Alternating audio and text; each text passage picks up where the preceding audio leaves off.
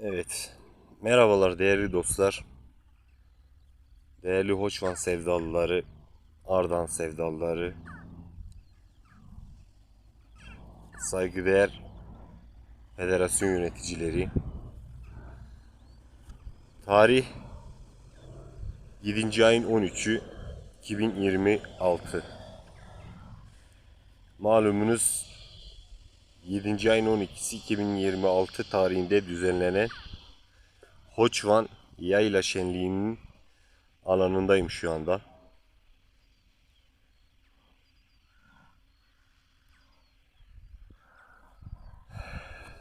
Değerli dostlar,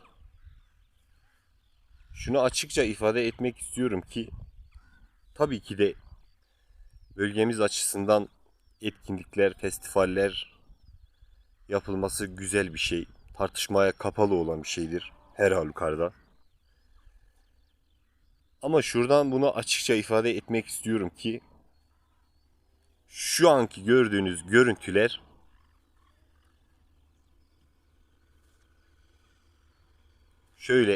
şöyle göstermek istiyorum.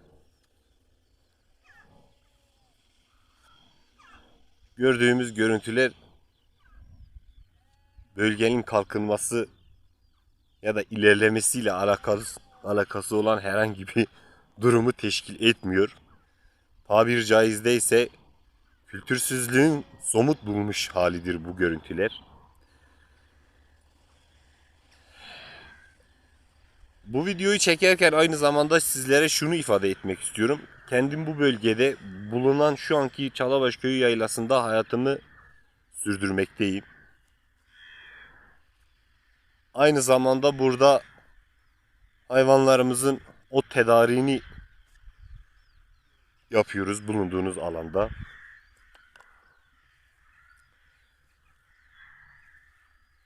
Biz burada mücadelemizi sürdürürken yapılan etkinliğin ardından ki şu görüntüler